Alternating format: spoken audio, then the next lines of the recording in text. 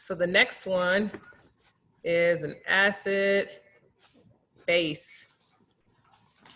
reaction. And we say an acid-base reaction is also called a neutralization reaction.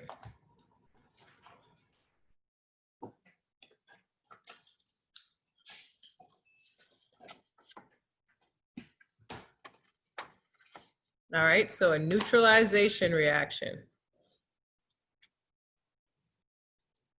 So with an acid-base reaction, it's literally what it sounds like. It's when an acid is mixed with a base.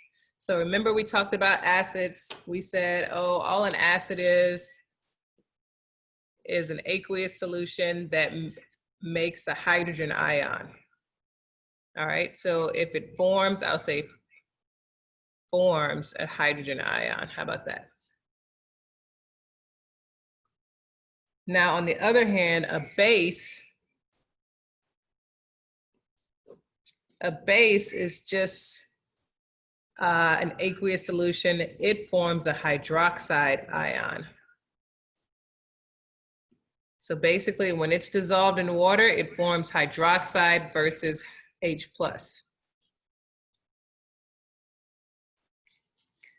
We say bases are bitter.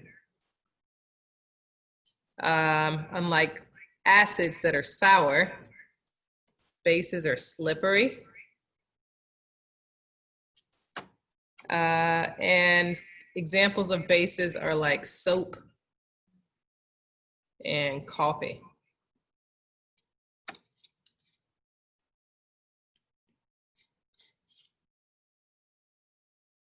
So when we have an acid-base reaction, like I said, it's just an acid plus a base.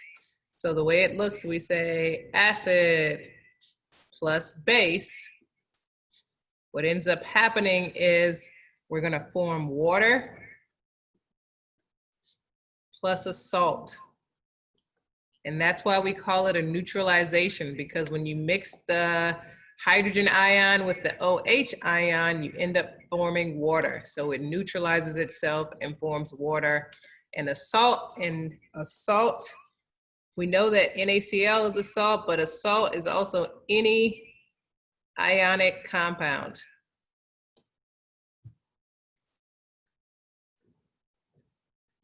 And remember, water is H2O, or it's just hydrogen plus hydroxide. So if you look at this is still hydrogen, 2 hydrogens and 1 oxygen. So that's why when these two come together, they're gonna form water.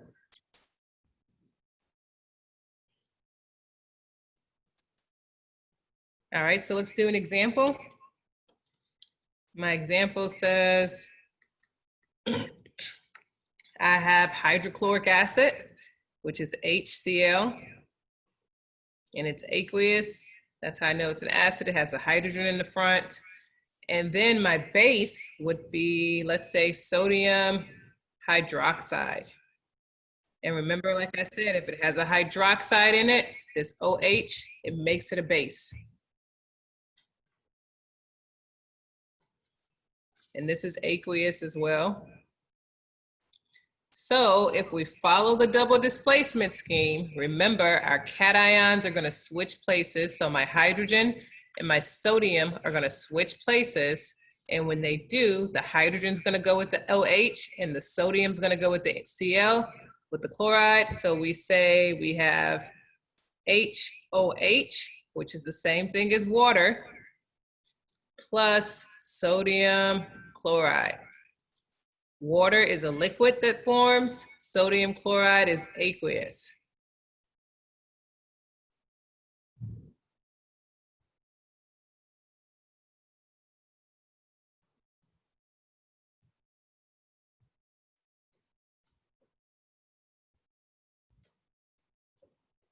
So we just gotta make sure it's balanced. Anytime we write an equation, we have to make sure it's balanced. We have 1 hydrogen, 1 hydrogen, 1 chlorine, 1 chlorine, 1 sodium, 1 sodium, 1 hydroxide, 1 hydroxide. In this case, anytime we have hydroxide on one side, we're gonna, and water on the other side, We're gonna change our water to HOH so that way you can keep your hydroxides together like a polyatomic ion. So remember yesterday we talked about the molecular equation versus the complete ionic equation versus the net ionic equation. When we did that with the precipitation reactions, remember all we were trying to figure out was that the only reaction that's occurring when we have a precipitation reaction is the formation of this solid. Everything else that has an AQ next to it is going to split up into its individual ions. And so it's just ions floating around in solution. Now, the only reaction that occurred is the solid. In the case of an acid-base reaction, the only reactions that is really occurring, because all the rest of these are aqueous, is the liquid. So when you form this liquid, that's the only reaction that's occurring.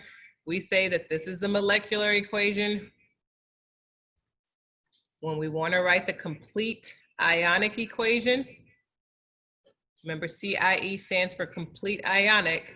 Once again, we're still going to break apart anything that has AQ next to it. So here, here, and here. Aqueous means that it dissolves in water.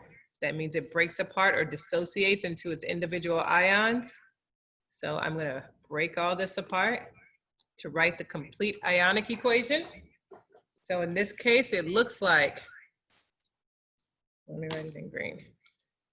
Hydrogen ions plus chloride ions plus sodium ions plus hydroxide ions react to form liquid water. So I'm just going to say H2O or HOH, however you want to write it, plus sodium ions plus chloride ions. You guys remember this from yesterday? When we write the complete ionic equation, we're only looking at anything that has an aqueous next to it and breaking it apart.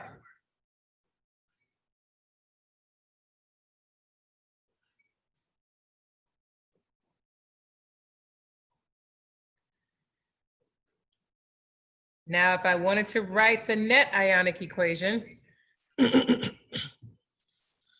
net ionic equation, what do you guys think that would look like? Because the only reaction that's occurring is the formation of the water. So which ions form this water if I want to write the net ionic equation? The hydrogen. I can barely hear you. I think I heard someone say the hydrogen ion. And the oxide ion. Not oxide, but Hydroxide ion. hydroxide. Hydroxide. I know you're talking about the hydroxide, but just want to make sure we're calling it the right thing. So the hydrogen ion and the hydroxide ion come together because look, the chlorine's on both sides, the sodium's on both sides. They're not doing anything. What did you guys remember what these are called? Spectators. Yep, spectators. These are just the spectator ions. So let me write that, spectator. So they're just the spectator ions. So the only reaction that's occurring is liquid water is forming.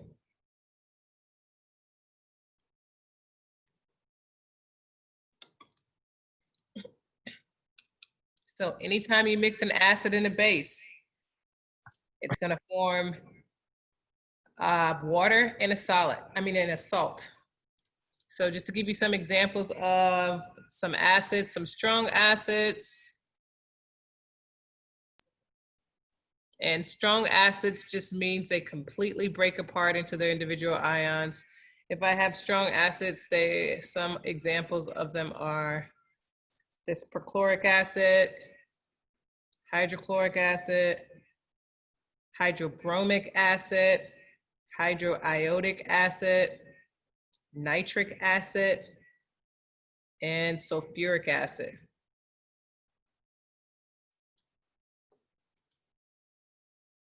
And then if I had some strong bases, Strong bases just means that they completely break apart into their individual ions, like the hydroxide and whatever other cation it would involve. For example, hydroxide, sodium hydroxide, potassium hydroxide, copper 2 hydroxide, strontium hydroxide.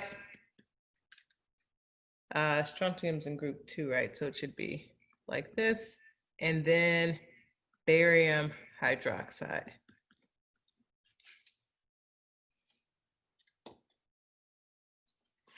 So these are some examples of the different acids that you'll see, acids and bases that are being mixed together.